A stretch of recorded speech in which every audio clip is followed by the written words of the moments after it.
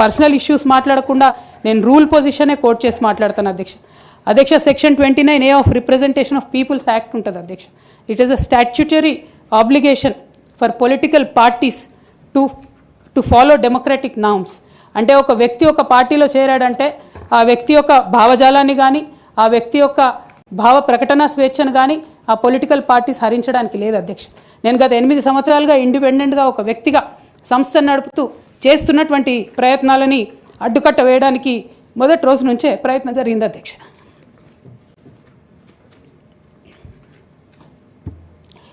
కానీ ఎక్కడ కూడా నేను తెలంగాణ బిడ్డలని తెలంగాణ ప్రజల్ని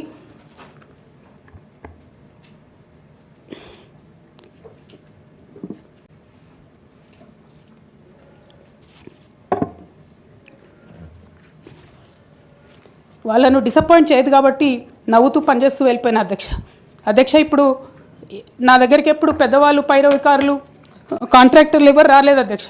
నేను ఎప్పుడు కూడా పేద ప్రజల మధ్యలోనే ఉండి పనిచేస్తున్నాను అధ్యక్ష.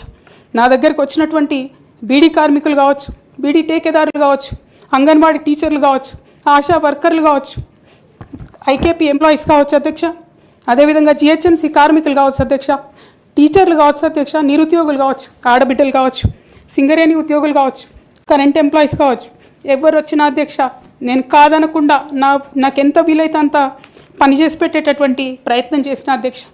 అయినా సరే అధ్యక్ష పార్టీ మౌత్ పీసులుగా ఉండేటటువంటి పార్టీ పేపర్లు పార్టీ ఛానళ్ళు ఏ ఒక్కరు కూడా ఎన్నడూ కూడా మద్దతు ఇవ్వలేదు అధ్యక్ష. అయినా సరే ధైర్యం వదులుకోకుండా మొక్కువని ప్రయత్నంగా నేను ప్రయత్నం చేస్తూనే వెళ్ళాను అధ్యక్ష. తెలంగాణ రాకముందు బీఆర్ఎస్ ప్రభుత్వం ఏర్పడకముందు ఒక మాట అనుకున్నాం అధ్యక్ష. కేసీఆర్ గారే పదే ఈ మాట చెప్పారు. ఉమ్మడి రాష్ట్రంలో మనకు కాంట్రాక్ట్ వ్యవస్థ వచ్చింది, మరి కాంట్రాక్ట్ ఎంప్లాయీస్తోని అవుట్సోర్సింగ్ ఎంప్లాయీస్తోని దేశానికి నష్టం జరుగుతుంది, రాష్ట్రానికి నష్టం జరుగుతుంది, అందరికన్నా ఎక్కువ తెలంగాణ యువకులకు నష్టం జరుగుతుందని చెప్పారు అధ్యక్ష. ఆనాడు వారు సరదాగా ఒక మాట అనేవాళ్ళు, అందరికీ కాంట్రాక్ట్ పోస్ట్ ఉంది, మరి ముఖ్యమంత్రికి కూడా కాంట్రాక్ట్ పోస్ట్ ఉంటుందా అని చెప్పి ప్రశ్నించేవారు అధ్యక్ష.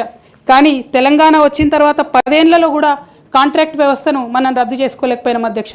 అది కాకుండా అవుట్సోర్సింగ్ ఎంప్లాయీస్ అవుట్సోర్సింగ్ వ్యవస్థను పెంచి పోసిపోయినాం అధ్యక్ష. బాధతో చాలా ఆవేదనతో నేను ఈ మాటలు చెప్తా ఉన్నా అధ్యక్ష. తెలంగాణ సమాజానికి ఏదైతే ప్రశ్నించడం నేర్పించినటువంటి బీఆర్ఎస్ పార్టీ అధ్యక్ష